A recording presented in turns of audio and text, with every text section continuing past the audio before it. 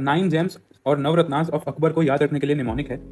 Abdul barber अब मन की टेंशन दिन में फैजी के प्याज तोड़कर कम करता है। अब्दुल बारबर अब मन की टेंशन दिन में फैजी के प्याज तोड़कर कम करता है। जहां अब्दुल से याद रखेंगे अब्दुल रहीम खान ए खाना, बारबर से याद रखेंगे बिरबल, अब से याद रखेंगे अबुल फजल, मान से याद रखेंगे राजा मान सिंह, टेंशन से याद रखेंगे तानसेन, दिन से याद रखेंगे फकीर अजियाओ दिन, फैजी से फैजी, प्याज से याद रखेंगे मुल्ला दो प्याजा, तोड़ से याद रखेंगे राजा तोड़रमल। तो अब देख लेते हैं कि हर एक व्यक्ति किस किस चीज के लिए फेमस है।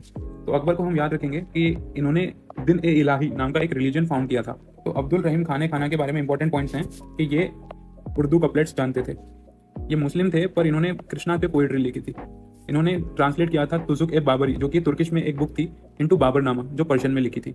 इनको मिर्जा खान का टाइटल दिया गया था अकबर के द्वारा। ये बैरम खान के बेटे थे। इन्होंने 2 एस्ट्रोलॉजी की बुक्स लिखी थी जिनका नाम है केता कौतुकम और द्वात्रिम शडी योगावली। बिरबल के बारे में कुछ इंपॉर्टेंट पॉइंट्स देखते हैं। तो बिरबल का असली नाम महेश दास था, जो कि पहले हिंदू थे। इन्हें बिरबल का टाइटल अकबर के द्वारा दिया गया था। ये अकबर के कोर्ट में फॉरेन मिनिस्टर थे।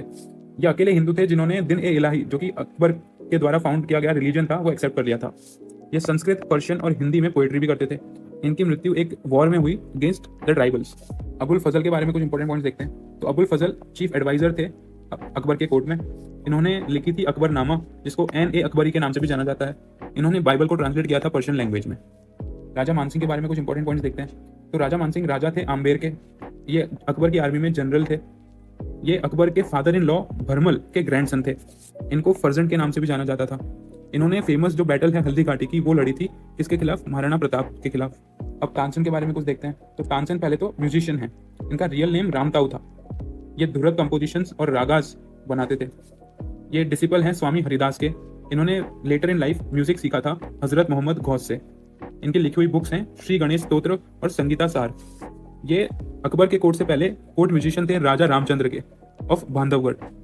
इनका फुल नेम मियान तानसेन था, जहां मियान इन्हें टाइटल दिया गया था अकबर के द्वारा, और तानसेन का टाइटल इन्हें मिला था राजा विक्रमजीत ऑफ ग्वालियर से। अब फकीर रजियाउद्दीन के बारे में कुछ देखते हैं। तो पहले तो ये सूफी मिस्टिक थे, एडवाइजर थे ये रिलीजियस मैटर्स में अकबर के कोर्ट में। अब फैजी के बारे में देखते हैं। तो फैजी जो है वो अबुल फजल के भाई हैं।